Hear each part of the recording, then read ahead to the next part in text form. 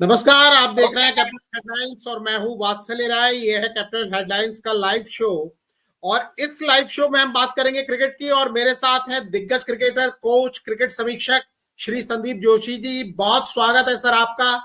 और आपका स्वागत और देखने सुनने वालों को नमस्कार। बात की शुरुआत मैं वहीं से करूंगा एक बार फिर आपकी तारीफ के साथ कि आपने जो प्रिडिक्ट किया था कल पहले दिन जब 17 विकेट गिरे थे और उसके बाद जब हमने बात की थी और आपने कहा था कि बिल्कुल अलग होगा दूसरा तीसरा दिन जहां बैटिंग के लिए फ्रेंडली कंडीशन होंगी, और आज हमने लगातार देखा जो कल ग्रीन टॉप था आज वो ब्राउन हो गया, भूरा हो गया और आराम से भारतीय बल्लेबाजों ने बैटिंग की। आज पूरे दिन में सिर्फ 3 विकेट गिरे और तीनों विकेट भारतीय गेंदबाजों ने लिए।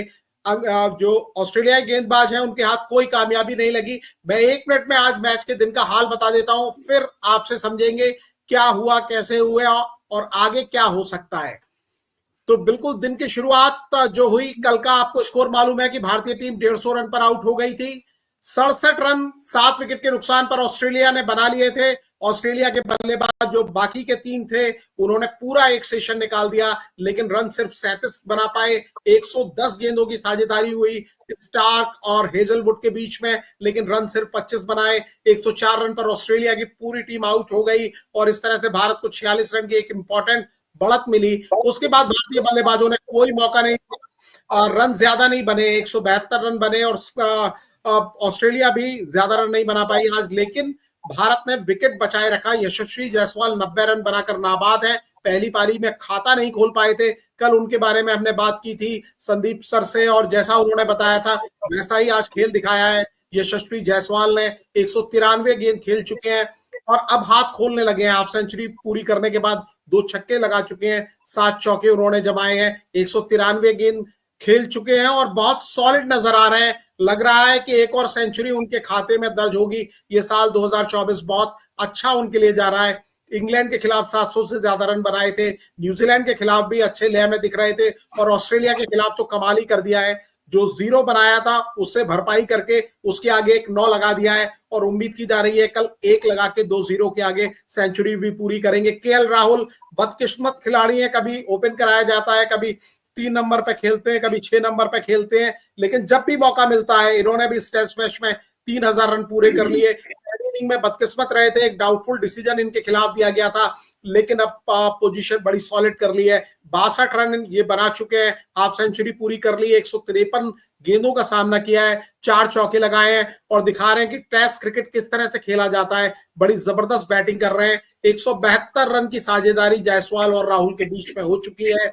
राहुल से याद करना होगा, एक और राहुल है, राहुल गांधी, उनके लिए आज का दिन अच्छा नहीं है, लेकिन केएल राहुल ऑस्ट्रेलिया में कमाल कर रहे हैं। 346 गेंदें ये दोनों बल्लेबाज मिलके खेल चुके हैं। जो हमने देखा था बांग्लादेश के खिलाफ सीरीज में, न्यूजीलैंड के खिलाफ सीरीज में, भारतीय बल्लेबाज विकेट पे रुकने को तैयार नहीं थे, लेकिन बिल्कुल नई रंगत यहां पर दिख रही है। ऐसा लग रहा है कि टीम मैनेजमेंट ने जसप्रीत बुमराह के आने के बाद, कप्तानी संभालने के बाद अपनी रणनीति बदल ली है और जबरदस्त ये रणनीति काम कर रही है। तारीफ बुमराह की भी करनी होगी जिन्होंने 18 ओवर में ही 5 विकेट ले लिए और जो एक पहला टेस्ट मैच खेल रहे हैं हर्षित राणा, उनकी भी तारीफ करनी होगी। 3 विकेट लिए हैं पहले मैच में, डेब्यू मैच पर्थ में मिला और अच्छी इनके लिए भी शुरुआत हुई है और बहुत अच्छा एक रिकॉर्ड यशस्वी जायसवाल और केएल राहुल के बीच में बनाया है। 100 रन की पार्टनरशिप ओपनिंग यानी पहले विकेट के लिए हुई है 20 साल के बाद ऑस्ट्रेलिया में। ये कमाल भारतीय टीम ने किया है और ये तस्वीर पोस्ट की थी सोशल मीडिया पर बीसीसीआई ने, वही तस्वीर आपको मैं दिखा रहा हूं। और एक तस्वीर और जो फैंस की तरफ से, इसको आप सीरियसली ज्यादा मत लीजिएगा, ये किसी फैन ने ब्रेकिंग न्यूज दिया है कि बीसीसीआई ने रिक्वेस्ट की है रोहित शर्मा से कि अपना जो पेरेंटल लीव है, जो उनको बच्चा हुआ है घर में, वो लीव बढ़ा लें क्योंकि दोनों ओपनर्स कमाल कर रहे हैं। लेकिन ये एक मजाक की बात है, इसको थोड़ा सीरियसली मत लीजिएगा। बात करेंगे संदीप सर से और उनसे ही जानेंगे कि क्या वाकई ऐसी स्थिति आ गई है कि रोहित शर्मा छुट्टी बनाकर मौज कर सकते हैं, और हमें तो लग ही रहा है कि पर्थ मुट्ठी में है। आपको कैसा लग रहा है? देखिए वात्सल्य जी, अंग्रेजी में एक कहावत है, there are days and there are more days, यानी कि कुछ दिन होते हैं फिर कुछ और दिन होते हैं। तो ये अपने को कल से आज में देखने में ये फर्क बिल्कुल साफ दिखा है कि जीवन जो है वो हर दिन बदलता है और उस बदलाव के साथ जीना ही अपने को जीना है। तो जो आज 20 साल बाद जो एक ऑस्ट्रेलिया की भूमि पर भारतीय ओपनिंग साझेदारी हुई है, उसका कोई जवाब नहीं है।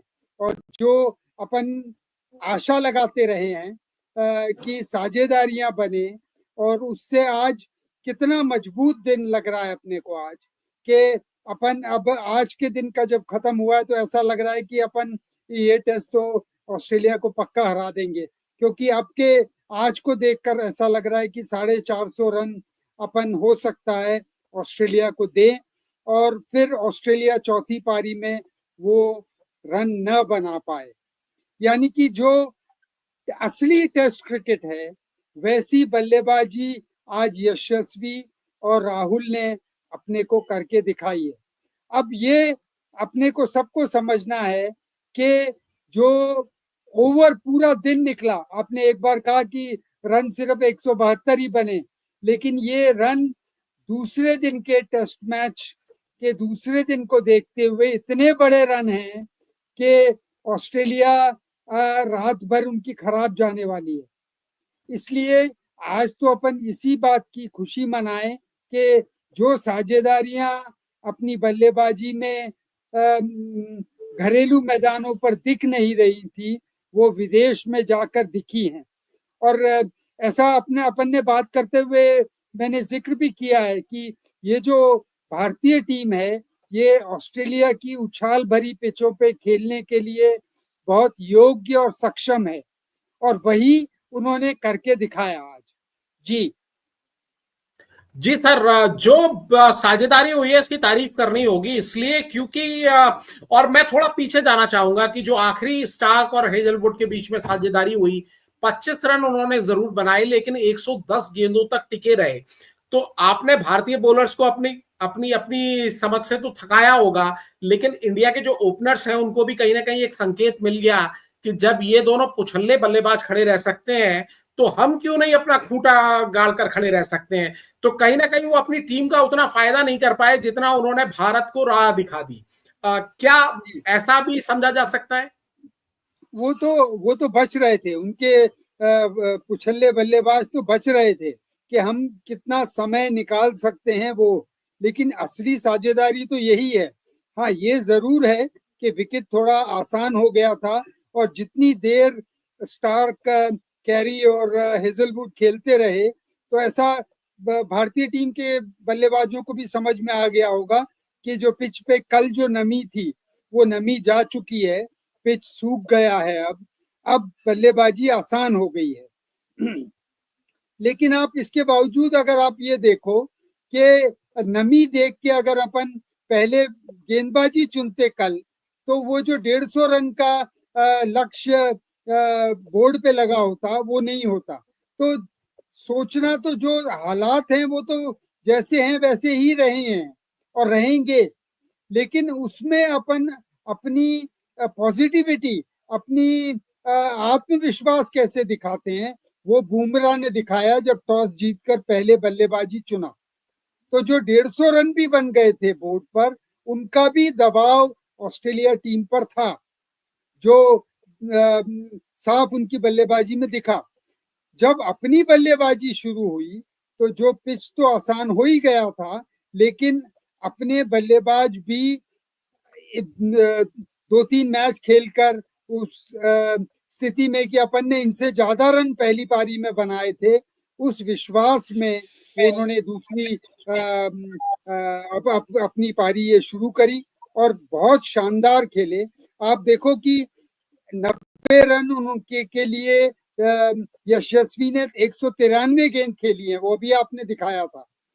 तो टेस्ट क्रिकेट जो है वो यही है कि आपको समय और पिच को साथ लेके चलना होता है, जो एक दिवसीय और 20 में बिल्कुल नदारद किए कर दिए जाते हैं, और वो टेस्ट क्रिकेट में सबसे ज्यादा जरूरी है। तो अपन बहुत अच्छी स्थिति में हैं, और कल दोनों शतक बनाए, ओपनिंग पार्टनरशिप का विश्व रिकॉर्ड बनाए, और अपन चौथी पारी के लिए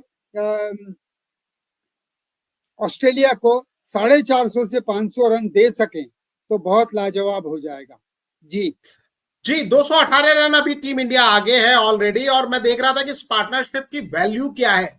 विराट कोहली जो पैड पहने हुए थे, हाथ में उनके ग्लव्स थे, और जब आखिरी गेंद फेंकी गई तो वो खड़े होकर, मतलब पेविलियन में भी खड़े होकर इंतजार कर सकते थे, लेकिन वो ग्राउंड पर आ गए, रोप क्रॉस करके गए, और दोनों बल्लेबाज जो आ रहे थे उनकी तारीफ की उन्होंने जाकर। और विराट कोहली जैसे कद का प्लेयर, भले उनका फॉर्म अभी नहीं चल रहा है, लेकिन बहुत कुछ उन्होंने अचीव किया है। तो इन दोनों बल्लेबाजों की इससे बड़ी तारीफ क्या हो सकती है। ये जेस्चर देखकर मुझे बड़ा अच्छा लगा। आप खुद एक बड़े खिलाड़ी रहे हैं, आप खुद एक कोच हैं, क्या बताता है ये, क्या संकेत देता है ये? देखिए, पिछली ओपनिंग सलामी साझेदारी 20 साल पहले हुई थी, लेकिन सबसे बड़ी साझेदारी अभी भी ऑस्ट्रेलिया की धरती पर तोड़ना बाकी है, जो गावस्कर और क्रिस श्रीकांत ने 1986 में बनाई थी, 214 रन की। तो वो अभी लक्ष्य इन दोनों के सामने है। और मैं ये देखता हूं कि जिस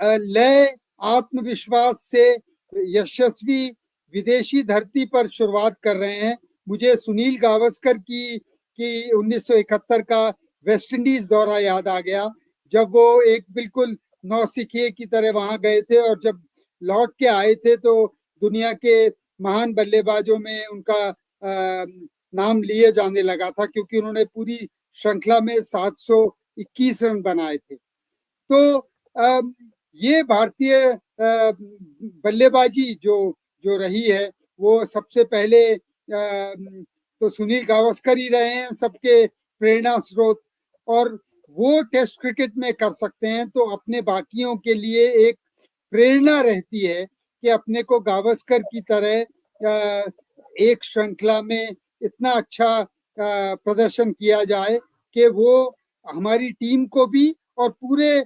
क्रिकेटिंग इतिहास को भी एक नाम दे जाए अपना।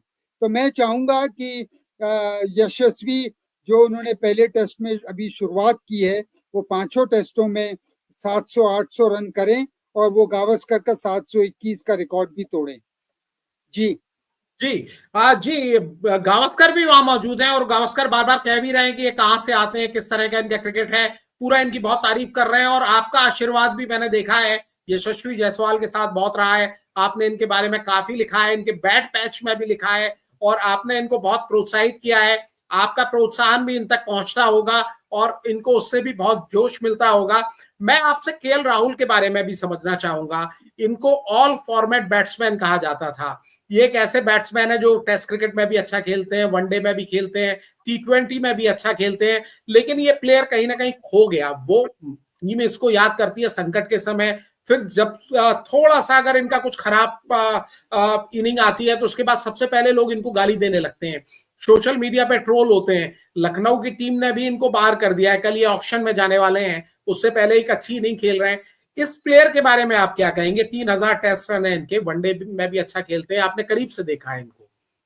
देखिए, राहुल पे आने से पहले मैं यशस्वी की एक बहुत गजब बात जो मुझे लगी, और वो सब श्रोताओं को जानना चाहिए, कि वो जब भारत के लिए खेलने आए सीनियर टीम के लिए, तब तक वो शतकों का शतक बना चुके थे स्कूल और सब उम्र के दराज की क्रिकेट में, कॉलेज की क्रिकेट में, और अब भारतीय टीम के जो जो कूच बिहार अंडर 19 ट्रॉफी होती है उसमें वो इतनी शतकें पहले ही बना चुके थे।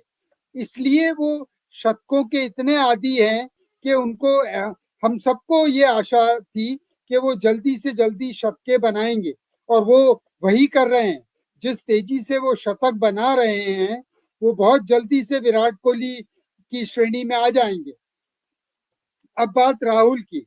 देखिए, राहुल की प्रतिभा तो कई साल पहले, 10 साल पहले भी अपने सबने देख ली थी कि उनकी प्रतिभा बहुत वो योग्य और सक्षम है।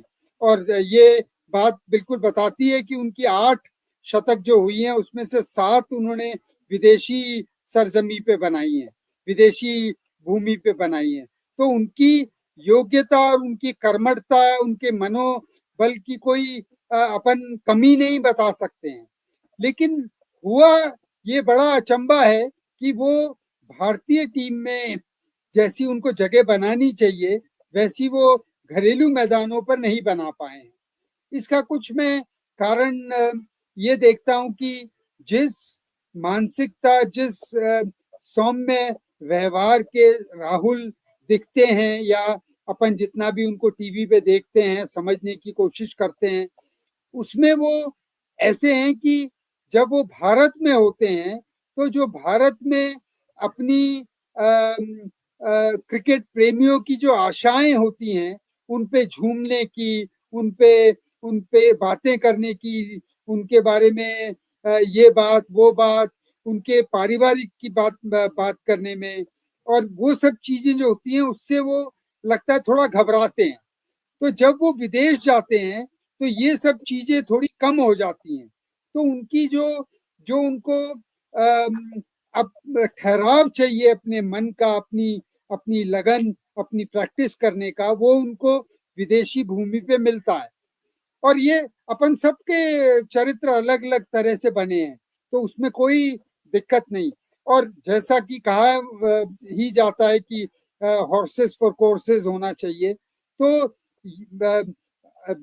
राहुल बने ही विदेशी भूमि में भारतीय झंडा लहराने के लिए हैं। जी जी, पहले राहुल भी यही किया करते थे, जिनका नाम दीवार था, राहुल द्रविड़ उनका नाम था। ये केएल राहुल भी वही, दोनों बैंगलोर से आते हैं, कर्नाटक से आते हैं, लगभग एक शैली है। ये थोड़ा शायद दूसरे वनडे और टी20 में तेज खेलते हैं क्योंकि दौर बदल गया है, नई पीढ़ी है। तो केएल तेज खेलना और मन का वो आप देखो कि वो राहुल कभी भी विराट कोहली की तरह हवा में मुक्के मारना या गुस्सा दिखाना जनता को, वैसा कुछ उनका भाव नहीं रहता है। वो शांति से अगर 20-20 भी खेल रहे हैं तो वो उतनी स्ट्राइक रेट से 20-20 खेल सकते हैं। और टेस्ट क्रिकेट खेलना हो तो वो उतने ही कम गेंदों में, उतनी ही ज्यादा गेंदों में कम रन बनाए, लेकिन वो टिके रहना जानते हैं। तो वो जो मनोभाव की बात जो है, मानसिकता की जो बात है, मैं वो कर रहा था। जी जी जी सर, मैं आपसे ये भी समझना चाहूंगा क्योंकि ये टेस्ट बहुत ही इंटरेस्टिंग तरीके से भारत के फेवर में आ गया है अचानक। जब 150 रन पर टीम आउट हुई थी तब नहीं लग रहा था, लेकिन अब 218 रन की लीड है, 2 ही दिन का खेल हुआ है, 3 दिन बाकी है। अगर तीसरे दिन भी भारतीय टीम इसी अंदाज में खेलती रही तो मैच बिल्कुल पकड़ में आ जाएगा, फिर छीन नहीं पाएगी ऑस्ट्रेलिया की टीम। लेकिन ये लंबी सीरीज है और रिकी पॉन्टिंग ने एक बार फिर अपनी भविष्यवाणी दोहराई है। भारत को हावी देखने के बाद भी उन्होंने कहा है कि मेरा प्रेडिक्शन है कि 3-1 से ऑस्ट्रेलिया जीतेगी। तो भारत की सोच इस समय क्या होगी? क्योंकि कई प्लेयर्स ऐसे हैं जिनकी जगह सर्टेन नहीं है। रोहित शर्मा आने वाले हैं, मोहम्मद शमी आने वाले हैं, रिप्लेसमेंट दूसरे मैच में होंगे। इसके अलावा जो आपको टेस्ट सीरीज खेलनी है, टेस्ट चैंपियनशिप खेलनी है, वहां पर भी ये पता है कि 3 मैच आपको जीतने हैं। तो अभी इस मैच पर ही फोकस होगा, यहां जीत हासिल करने पर फोकस होगा, या बाकी बातें भी दिमाग में चल रही होंगी प्लेयर्स के? देखिए, पहले आपने शब्द इस्तेमाल किया अचानक। तो ये अचानक नहीं है अपनी परफॉर्मेंस, ये तो बिल्कुल वर्षों की मेहनत होती है जो जो दिखती है और अपने को ऐसा लगता है कि ये अचानक हो गया। ये अचानक नहीं है, ये तो अपनी टीम की, अपने इन खिलाड़ियों की लगातार वर्षों वर्षों की मेहनत है जो अब दिख रही है अपने को। तो वो एक बात हो गई। दूसरी बात ये कि अपने को तो एक टेस्ट एक बार में ही देखना होगा। पहले एक टेस्ट, क्योंकि पिच बदल जाएगी, टीम बेशक ना बदले, अगर अपन ये पर्थ का टेस्ट मैच जीतते हैं तो ये बहुत बड़ी उपलब्धि होगी अपने लिए। तो फिर मुझे नहीं लगता कि एक रोहित के आने भर से रोहित जरूर बदल सकते हैं, लेकिन बाकी टीम बदलेगा मुझे नहीं लगेगा ऐसा। एक आधा स्पिनर और ले आएंगे अगर अगला टेस्ट स्पिन फ्रेंडली पिच पर होना है तो, लेकिन बहुत ज्यादा बदलाव नहीं होने वाला है। तो अपन पहला एक टेस्ट ही देखें और कदम एक एक कदम भरते हुए ही आगे बढ़े। तो पॉन्टिंग ने कहा है, ठीक है, वो कोई बात नहीं, कल पॉन्टिंग ऑक्शन में बैठे होंगे तो वो तो कोई बात नहीं। लेकिन मैं ये मानता हूं कि अपने को सिर्फ एक टेस्ट या दो टेस्ट भी नहीं देखना, अपने को देखना है कल का दिन। कल का दिन अपन ऐसे ही लग कर पिच पर बल्लेबाजी अगर पूरा दिन करते हैं तो हो सकता है कि गेंदबाजी लगातार करते रहने के कारण पिच पर और सूखेगी पिच और उस पे पांव के निशान बनेंगे और अपने स्पिनर, एकमात्र स्पिनर के कोई टर्न मिलने की बात आ जाएगी या ऊपर नीचे होगी तो उसमें बुमराह तो दुनिया के सर्वश्रेष्ठ बल्लेबाजों को हिला के रख सकते हैं। तो वो तो बिल्कुल, इसलिए इस पिच पर अपने को ये जो बल्लेबाजी के लिए आज जितना अच्छा रहा वो कल भी रहेगा, लेकिन अपने को मन लगाकर ठहराव में लग कर इस पिच पर कल का दिन भी निकालना होगा और फिर अपने को परसों लंच के बाद अगर अपन ऑस्ट्रेलिया को उतारते हैं तब अपने लिए गेंदबाजी इस पिच पर करना आसान होगा।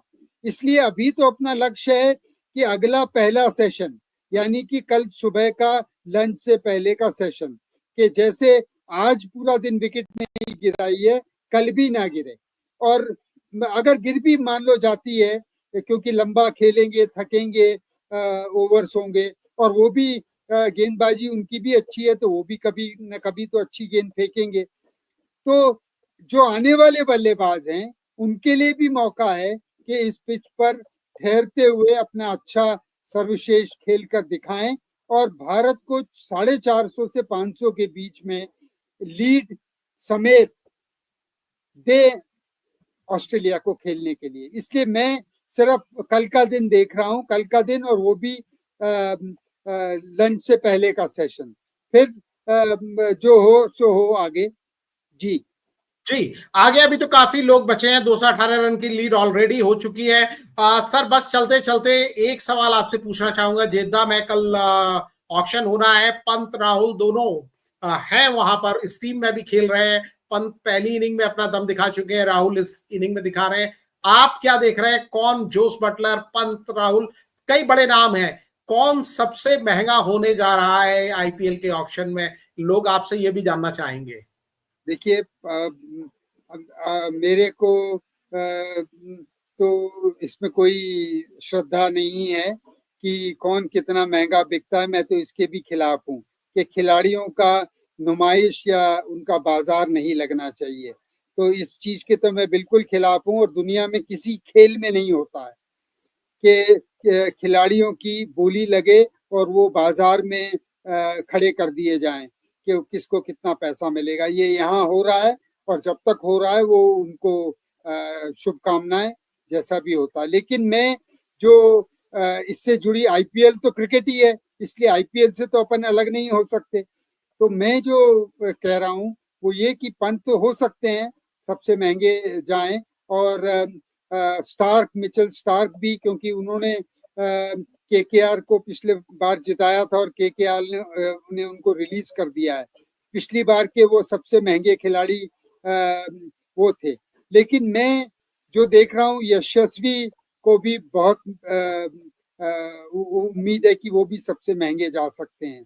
नीतीश बहुत महंगे जा सकते हैं। ये तो अभी एक दो दिन की बात है अपनी, लेकिन इसमें बहुत लोगों का मन लगता है और ये एक तरह का, अगर मैं इसको खराब उसमें ना कहूं तो ये टीम ओनर्स की, जो टीम मालिक हैं उनकी ये सट्टेबाजी का मौका देता है उनको। बस इतना बार है उनको, वो खुशी मिलती है कि मैंने मिचेल स्टार्क को खरीद लिया, मैंने ऋषभ पंत को खरीद लिया, मैंने यशस्वी को खरीद लिया, बस इससे ज्यादा कुछ नहीं।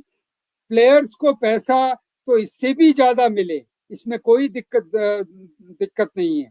लेकिन ये जो तरीका है ये पैसे बांटने का, वो उसके मैं बिल्कुल खिलाफ रहा हूं और पहले साल से उसमें कोई दिक्कत नहीं। मेरी तरफ से जो भी प्लेयर को जितना भी पैसा मिले, बहुत बहुत शुभकामना। और ये तो बिल्कुल होना ही है। और क्या नाम, अपने हर्षित राणा भी जिन्होंने केकेआर को पिछली बार जीतने में बहुत मदद करी थी, वो भी उनको भी अच्छे पैसे मिलने चाहिए और खूब पैसा बटे खिलाड़ियों में, लेकिन ये भावना मालिकों में न रहे कि इन खिलाड़ियों को हम खरीदने वाले हैं। नहीं जी जी जी, बिल्कुल बिल्कुल, आप लगातार 2008 से इसके खिलाफ लिखते बोलते रहे हैं, लेकिन फिर भी एक फॉर्मेट है और लोगों की दिलचस्पी भी ये जानने में होती है कि किसकी जेब में कितना पैसा गया। हालांकि अगर अभी बात करें तो भारतीय टीम की जेब में आता हुआ पर्थ का ये टेस्ट मैच लग रहा है, और खास तौर पर इन दोनों ओपनर्स ने जो कमाल किया है, बेमिसाल किया है। आपने कल प्रेडिक्शन किया था, कल को लेकर भी आपने प्रेडिक्शन किया है, और अभी तक हम देखते आए हैं कि आपके प्रेडिक्शन स्पॉट डॉट रहते हैं। हो सकता है कि हमारे ओपनर्स दोनों सेंचुरी बनाए और ये मैच बिल्कुल हम जीते, और गावस्कर श्रीकांत का रिकॉर्ड तोड़े। जी बिल्कुल बिल्कुल, बहुत पुराना रिकॉर्ड है, 1986 को, बहुत जी 38 साल का, 38 साल पुराना रिकॉर्ड टूटे। बहुत शुक्रिया सर, आपने हमें वक्त दिया, इतनी अच्छी बातें आपने हमें जानकारी दी। कल फिर हम आपसे मिलेंगे और सभी देखने वालों से मिलेंगे। बहुत शुक्रिया सभी का, नमस्कार सर, आपका भी सादर देखने सुनने वालों को नमस्कार।